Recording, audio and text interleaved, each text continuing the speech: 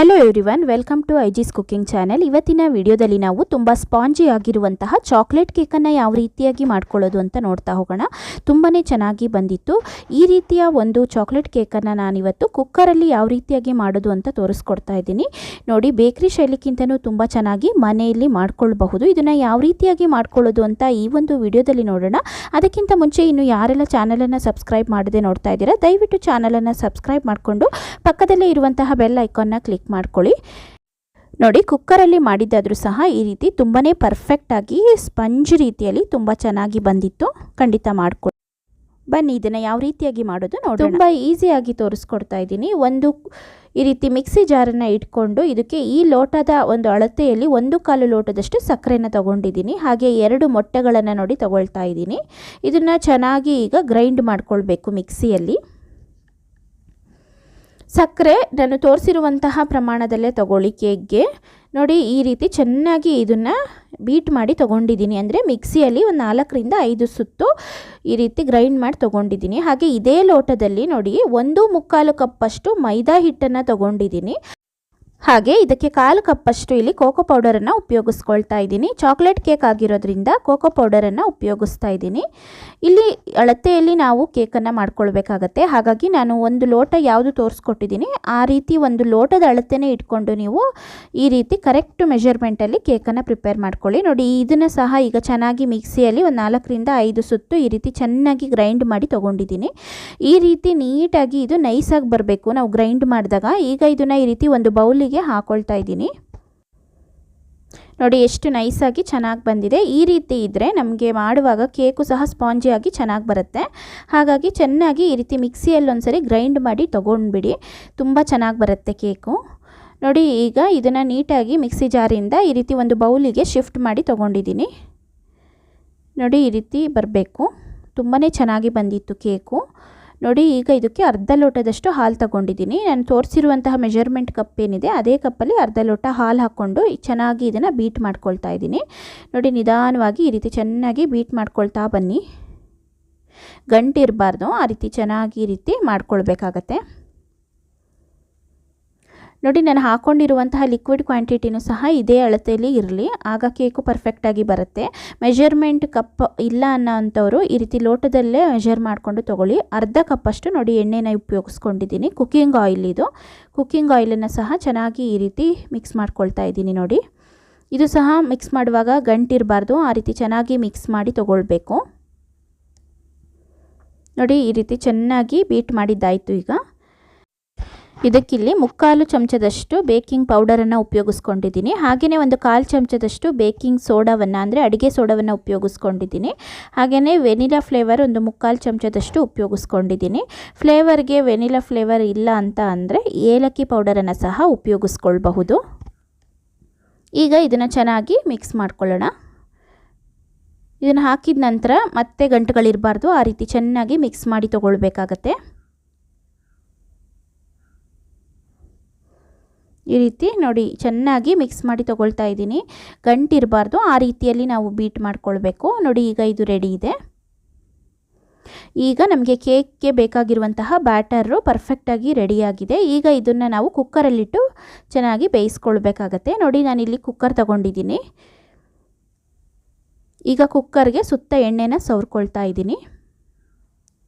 ಈಗ ಇದಕ್ಕೆ ತಳದಲ್ಲಿ ಬಟರ್ ಪೇಪರನ್ನು ಉಪಯೋಗಿಸ್ಕೊಳ್ತಾ ಇದ್ದೀನಿ ನಾನು. ಹಾಗೆಯೇ ನಾವು ಹಾಕ್ಕೊಂಡ್ರೆ ಅದು ಕೆಲವೊಮ್ಮೆ ಏಳೋದಿಲ್ಲ ಕೇಕು. ಹಾಗಾಗಿ ಬಟರ್ ಪೇಪರನ್ನು ನೋಡಿ ತಳದಲ್ಲಿ ಹಾಕ್ಕೊಳ್ತಾ ಇದ್ದೀನಿ. ಹಾಗೆಯೇ ಸುತ್ತಲೂ ಸಹ ಈ ರೀತಿ ಬಟರ್ ಪೇಪರಿಂದ ಕವರ್ ಮಾಡ್ಕೊಳ್ತಾ ಇದ್ದೀನಿ. ಇದನ್ನು ತೆಗೆಯುವಾಗ ತುಂಬ ಈಸಿಯಾಗಿ ತೆಗಿಬಹುದು ಅನ್ನೋ ಕಾರಣಕ್ಕಾಗಿ ನಾನು ಈ ರೀತಿ ಬಟರ್ ಪೇಪರನ್ನು ಹಾಕ್ಕೊಳ್ತಾ ಇದ್ದೀನಿ. ಈ ರೀತಿ ಹಾಕ್ಕೊಂಡ್ರೆ ಒಂಚೂರು ಸಹ ಅಂಟ್ಕೊಳ್ಳೋದಿಲ್ಲ, ಕುಕ್ಕರ್ಗೂ ಅಂಟ್ಕೊಂಡಿರೋದಿಲ್ಲ. ಈ ರೀತಿ ಬಟರ್ ಪೇಪರ್ ಇಲ್ಲ ಅನ್ನೋ ಅಂಥವ್ರು ಚೆನ್ನಾಗಿ ಎಲ್ಲ ಸುತ್ತ ಎಣ್ಣೆನ ಹಾಕಿಬಿಟ್ಟು ನಂತರ ಇದು ಬ್ಯಾಟರನ್ನು ಹಾಕಿ ಕುಕ್ಕರಲ್ಲಿ ಮಾಡ್ಕೊಳ್ಳಿ. ನೋಡಿ, ಈಗ ಮಾಡ್ಕೊಂಡಿರುವಂತಹ ಕೇಕ್ ಬ್ಯಾಟರ್ ಏನಿದೆ ಅದನ್ನು ಹಾಕ್ಕೊಳ್ತಾ ಇದ್ದೀನಿ ಕುಕ್ಕರಲ್ಲಿ. ನಾವು ಈಸಿಯಾಗಿ ಮಾಡ್ಕೊಳ್ಬೋದು ಕುಕ್ಕರಲ್ಲಿ ಕೇಕ್ನ. ಓವನ್ಗಿಂತನೂ ತುಂಬಾ ಚೆನ್ನಾಗಿ ಬಂದಿರುತ್ತೆ. ಬೇಕಾದ್ರೆ ನೋಡಿ, ನೀವೇ ಲಾಸ್ಟಲ್ಲಿ ನೋಡ್ತೀರಾ. ನೋಡಿ, ಈ ರೀತಿ ಬ್ಯಾಟರನ್ನು ಫುಲ್ ಹಾಕಿದ್ದಾಯಿತು. ಈಗ ಒಂದ್ಸರಿ ಕರೆಕ್ಟಾಗಿ ಸೆಟ್ ಮಾಡಿ ಇಟ್ಕೊಳ್ಳೋಣ. ನಾವು ಹೊರಗಡೆ ಈ ಒಂದು ಚಾಕ್ಲೇಟ್ ಕೇಕ್ಗೆ ಏನಿಲ್ಲ ಅಂದರೂ ಒಂದು ಅರ್ಧ kg ಚಾಕ್ಲೇಟ್ ಕೇಕ್ನ ತೊಗೊಳ್ತೀವಿ ಅಂತ ಅಂದರೆ 350 ರಿಂದ 400 ರೂಪಾಯಿ ಅಂತೂ ಕೊಡಲೇಬೇಕಾಗತ್ತೆ. ನೋಡಿ ಈ ರೀತಿ ಮನೆಯಲ್ಲೇ ನಾವು ಚಾಕ್ಲೇಟ್ ಕೇಕನ್ನು ಮಾಡಿಟ್ಕೊಳ್ಬಹುದು. ಇದಕ್ಕೆ ಬೇಕಂದರೆ ನಾವು ಕ್ರೀಮ್ನ ಸಹ ಅಂಗಡಿಯಿಂದ ತಂದು ಆ್ಯಡ್ ಮಾಡ್ಕೊಳ್ಬಹುದು. ಮನೆಯಲ್ಲೇ ಬೇಕಾದರೂ ಕ್ರೀಮ್ನ ರೆಡಿ ಮಾಡ್ಕೊಳ್ಬಹುದು. ನೋಡಿ ಈಗ ಸ್ಪಾಂಜಿ ಆಗಿರುವಂಥ ಕೇಕ್ನ ಹೇಗೆ ಮಾಡೋದು ಅಂತ ಈಸಿಯಾಗಿ ನೋಡ್ತಾ ಇದ್ದೀರಾ. ಈಗ ನೋಡಿ ಕುಕ್ಕರ್ ಮುಚ್ಚಳ ಹಾಕಿದ್ದೀನಿ, ಬಟ್ ವಿಷಲನ್ನು ಹಾಕಬಾರ್ದು. ಇದನ್ನು ಬೇಯಿಸ್ಕೊಳ್ಳೋ ಅಂಥದ್ದು ಗ್ಯಾಸ್ ಮೇಲೆ ಈ ರೀತಿ ರೊಟ್ಟಿ ಹಂಚನ್ನು ಇಟ್ಕೊಂಡಿದ್ದೀನಿ. ರೊಟ್ಟಿ ಹಂಚು ಬಿಸಿಯಾದ ಮೇಲೆ ಈ ಕುಕ್ಕರನ್ನು ಎತ್ತಿ ರೊಟ್ಟಿ ಹಂಚು ಮೇಲೆ ಇಟ್ಕೊಂಡು ಬೇಯಿಸ್ಕೊಳ್ತಾ ಇದ್ದೀನಿ.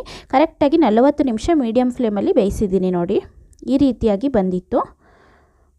ನೋಡಿ ಈಗ ಬೆಂದಿದೆಯಾ ಇಲ್ವೋ ಅಂತ ಒಂದು ಟೂತ್ ಪಿಕ್ಕನ್ನು ಉಪಯೋಗಿಸ್ಕೊಂಡು ನೋಡಿ, ಅಂಟ್ಕೊಂಡಿಲ್ಲ, ಇದು ಕರೆಕ್ಟಾಗಿ ಕುಕ್ ಆಗಿದೆ. ಈಗ ಗ್ಯಾಸ್ ಆಫ್ ಮಾಡಿ ಆರಕ್ಕೆ ಇಟ್ಕೊಂಡಿದ್ದೆ. ನೋಡಿ ಇದನ್ನು ಚೆನ್ನಾಗಿ ಒಂದು 10 ರಿಂದ 15 ನಿಮಿಷ ತಣ್ಣಗಾಗಕ್ಕೆ ಬಿಟ್ಬಿಡಿ. ನಂತರ ನೋಡಿ ಈ ರೀತಿ ಎತ್ತಿದ್ರೆ ಸಾಕು, ಆರಾಮಾಗಿ ಬಂದುಬಿಡುತ್ತೆ. ಬಟರ್ ಪೇಪರ್ನ ಹಾಕಿರೋದ್ರಿಂದ, ಸುತ್ತ ಆಯಿಲ್ನ ಸಹ ಹಾಕಿರೋದ್ರಿಂದ ಈಸಿಯಾಗಿ ನೋಡಿ ತೆಗಿಬೋದು ಇದನ್ನು. ಹಾಗಾಗಿ ನಾನು ಬಟರ್ ಪೇಪರ್ನ ಉಪಯೋಗಿಸ್ಕೊಂಡಿದ್ದೆ. ಹಾಗೆ ಬಟರ್ ಪೇಪರ್ ಇಲ್ಲ ಅಂದರೆ ನೀಟಾಗಿ ಆಯಿಲ್ನ ಕವರ್ ಮಾಡಿಬಿಟ್ಟು ಬೇಕಾದರೆ ನೀವು ಈ ರೀತಿ ಮಾಡ್ಕೊಳ್ಬಹುದು. ಆಯಿಲ್ ಹಾಕಿಬಿಟ್ಟು ನಂತರ ಬ್ಯಾಟರನ್ನು ಹಾಕಿ ಆವಾಗಲೂ ಸಹ ಕುಕ್ಕರಿಂದ ತೆಗಿಬಹುದು. ಈ ರೀತಿ ಹಾಕಿದರೆ ತುಂಬ ಈಸಿಯಾಗಿ ಎತ್ಬೋದು ಅನ್ನೋ ಕಾರಣಕ್ಕಾಗಿ ನಾನು ಬಟರ್ ಪೇಪರನ್ನು ಉಪಯೋಗಿಸ್ಕೊಂಡಿದ್ದೀನಿ. ನೋಡಿ ಎಷ್ಟು ಚೆನ್ನಾಗಿ ಬರ್ತಾ ಇದೆ, ತುಂಬಾ ಪರ್ಫೆಕ್ಟಾಗಿ ಆಗಿತ್ತು. ನೋಡಿ ಮನೆಯಲ್ಲೇ ನಾವು ಈಸಿಯಾಗಿ ಮಾಡ್ಕೊಳ್ಬಹುದು. ಮಕ್ಕಳು ಕೇಕ್ ಏನಾದರೂ ಕೇಳ್ತಾ ಇದ್ದರೆ ಖಂಡಿತ ಮಾಡಿ, ಅಥವಾ ಬರ್ತ್ಡೇ ಎಲ್ಲ ಇದ್ದರೆ ಹೆಲ್ದಿಯಾಗಿ ನಾವು ಮನೆಯಲ್ಲೇ ಪ್ರಿಪೇರ್ ಮಾಡ್ಕೊಳ್ಬಹುದು ಈ ರೀತಿಯಲ್ಲಿ. ನೋಡಿ ಫ್ರೆಂಡ್ಸ್, ತುಂಬಾ ಚೆನ್ನಾಗಿ ಬಂದಿತ್ತು. ನಿಧಾನವಾಗಿ ಬಟರ್ ಪೇಪರನ್ನು ಬಿಡಿಸ್ಕೊಳ್ಳಿ. ನೋಡಿ ಎಷ್ಟು ಸ್ಪಾಂಜಿಯಾಗಿ ಬಂದಿದೆ ತೋರಿಸ್ತಾ ಇದ್ದೀನಿ. ತುಂಬಾ ಚೆನ್ನಾಗಿ ಬಂದಿತ್ತು. ನೋಡಿ ಸ್ಪಂಜ್ ರೀತಿ ಬಂದಿದೆ, ಪರ್ಫೆಕ್ಟಾಗಿ ಕುಕ್ ಆಗಿತ್ತು. ಇದು ಬೆಂದಿಲ್ಲ ಅನ್ನೋ ಒಂದು ಕಾರಣನೇ ಇಲ್ಲ, ಆ ರೀತಿಯಲ್ಲಿ ಚೆನ್ನಾಗಿ ಕುಕ್ ಆಗಿತ್ತು. ನೋಡಿ ಫ್ರೆಂಡ್ಸ್, ತುಂಬ ಚೆನ್ನಾಗಿದೆ. ಈ ರೀತಿಯ ಒಂದು ಕೇಕ್ ರೆಸಿಪಿಯನ್ನು ನೀವು ಸಹ ಮನೆಯಲ್ಲಿ ಟ್ರೈ ಮಾಡಿ. ನಾನು ಸ್ಟೆಪ್ ಬೈ ಸ್ಟೆಪ್ ಹೇಗೆ ಮಾಡ್ಕೊಳ್ಬಹುದು ಅಂತ ತೋರಿಸ್ಕೊಟ್ಟಿದ್ದೀನಿ. ಖಂಡಿತ ನೀವು ಸಹ ಮನೆಯಲ್ಲಿ ಟ್ರೈ ಮಾಡಿ. ಇದಕ್ಕೆ ಬೇಕು ಅಂದರೆ ನಾವು ಡ್ರೈ ಫ್ರೂಟ್ಸ್ಗಳನ್ನ ಆ್ಯಡ್ ಮಾಡ್ಕೊಳ್ಬಹುದು. ನೋಡಿ ನಾನು ಅಲಂಕಾರಕ್ಕಾಗಿ ಸ್ವಲ್ಪ ಡ್ರೈ ಫ್ರೂಟ್ಸ್ನ ಉಪಯೋಗಿಸ್ಕೊಂಡಿದ್ದೀನಿ. ನೋಡಿ ಇದನ್ನು ಕಟ್ ಮಾಡ್ತಾ ಇದ್ದೀನಿ. ತುಂಬ ಚೆನ್ನಾಗಿ ಬಂದಿತ್ತು. ಈ ರೀತಿ ಮಾಡಿಕೊಟ್ರೆ ಮಕ್ಕಳು ಸಹ ಮನೆಯಲ್ಲಿ ತುಂಬ ಇಷ್ಟಪಟ್ಟು ತಿಂತಾರೆ. ಅಥವಾ ಬರ್ತ್ಡೇ ಇದ್ದಾಗ ಅಥವಾ ಏನಾದರೂ ಒಕೇಶನ್ಸ್ ಇದ್ದಾಗ ನಾವು ಈ ರೀತಿ ಮಾಡಿ ತಿನ್ಬೋದು. ತುಂಬಾ ಚೆನ್ನಾಗಿರುತ್ತೆ. ನೋಡಿ ಎಷ್ಟು ಸ್ಮೂತಾಗಿ ಸ್ಪಂಜ್ ರೀತಿಯಲ್ಲಿ ಸ್ಪಾಂಜಿಯಾಗಿ ಚೆನ್ನಾಗಿ ಬಂದಿದೆ. ಖಂಡಿತ ನೀವು ಸಹ ಮನೆಯಲ್ಲಿ ಟ್ರೈ ಮಾಡ್ಕೊಳ್ಳಿ. ಇದೇ ರೀತಿ ಮಾಡಿ ನನಗೆ ಹೇಗೆ ಬಂದಿತ್ತು ಅಂತ ಕಮೆಂಟಲ್ಲಿ ತಿಳಿಸೋದನ್ನು ಮರಿಬೇಡಿ. ನೋಡಿ ಫ್ರೆಂಡ್ಸ್, ತುಂಬಾ ಚೆನ್ನಾಗಿ ಬಂದಿದೆ. ಬೇಕ್ರಿ ಶೈಲಿ ಒಂದು ಕೇಕ್ ಏನು ತರ್ತೀವಿ ಮನೆಗೆ, ಅದಕ್ಕಿಂತಲೂ ಚೆನ್ನಾಗಿ ನಾವು ಹೋಮ್ ಮೇಡ್ ಮಾಡ್ಕೊಳ್ಬಹುದು. ಟ್ರೈ ಮಾಡಿ ಹೇಗೆ ಬಂತು ಅಂತ ತಿಳಿಸಿ. ವಿಡಿಯೋ ಇಷ್ಟ ಆಗಿದ್ದರೆ ಲೈಕ್, ಶೇರ್, ಸಬ್ಸ್ಕ್ರೈಬ್ ಮಾಡಿ. Thank you.